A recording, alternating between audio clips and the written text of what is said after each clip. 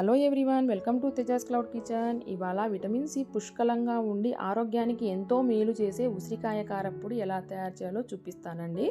దానికోసం 8 ఉసిరికాయలను కడిగేసేసి తడి లేకుండా తుడుచుకొని ఈ విధంగా తురుముకోవాలండి. గింజల్ని సపరేట్ చేస్తూ తురుముకోవాలి.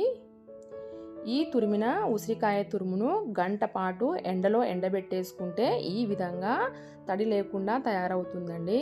స్టవ్ ఆన్ చేసి ప్యాన్ పెట్టేసేసి అందులో 20 ఎండుమిరపకాయల్ని అలాగే హాఫ్ స్పూన్ ఆయిల్ని వేసి వేపుకోవాలండి. ఇప్పుడు ఇందులోనే 2 స్పూన్స్ ధనియాలని కూడా యాడ్ చేసేసి సిమ్ములో పెట్టి వేపుకోవాలి. ఇవి కొద్దిగా వేగిపోయాయి. ఇందులోకి 1 స్పూన్ జీలకర్రను కూడా యాడ్ చేసి వేపుకోవాలి. నేను ఇక్కడైతే 1 స్పూన్ ఫ్లెక్స్ సీడ్స్ను కూడా యూస్ చేస్తున్నానండి. అలాగే కరివేపాకును కూడా వేసేసి తడిపోయే వరకు వేపుకోవాలన్నమాట అండి.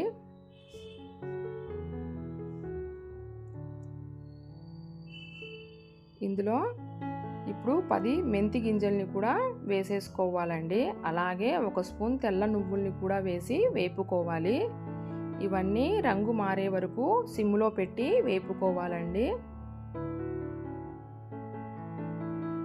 హై ఫ్లేమ్లో పెడితే ఇవన్నీ మాడిపోతాయి కాబట్టి సిమ్లో పెట్టి వేపుకోవాలి.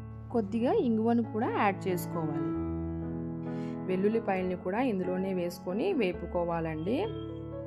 అలాగే రుచికి తగినంత ఉప్పుని కూడా ఇందులోనే వేసేసుకోవాలండి. ఇవన్నీ ఈ విధంగా వేగిపోయాయండి. ఇప్పుడు వీటిని ఒక ప్లేట్లోకి తీసుకొని చల్లగా చేసుకోవాలన్నమాట.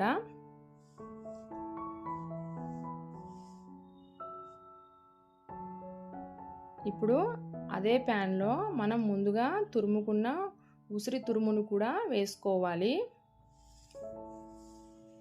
ఇందులోకి 1 హాఫ్ స్పూన్ ఆయిల్ని యాడ్ చేసుకోవాలి. అలాగే 1 హాఫ్ స్పూన్ పసుపుని వేసేసి వేపుకోవాలండి. ఇది మొత్తం సిమ్ములోనే వేపుకోవాలి. ఇది వేగడం కోసం కొద్దిగా టైం పడుతుందండి. ఒక 10 మినిట్స్ అన్నా పడుతుంది. ఈ విధంగా వేగిన తర్వాత ఇందులో కొద్దిగా చింతపండును యాడ్ చేసుకోవాలండి.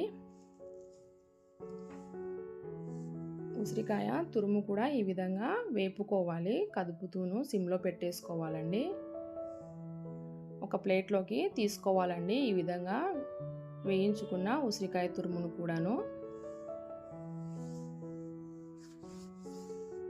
ఇదంతా చల్లగైపోయిన తర్వాత మిక్సీ జార్లోకి వేసేసుకొని ఈ విధంగా పొడి చేసుకోవాలండి. ఎంతో రుచిగా ఉండే ఉసిరికాయ కారప్పొడి రెడీ అయిపోయిందండి. ఇది టిఫిన్లోకి, వైట్ రైస్లోకి చాలా బాగుంటుందండి. ఇలా వైట్ రైస్లోకి కొద్దిగా నెయ్యిని యాడ్ చేసుకొని తింటే చాలా బాగుంటుందండి. ఈ వీడియో మీకు నచ్చినట్లయితే please like, share and subscribe to our channel.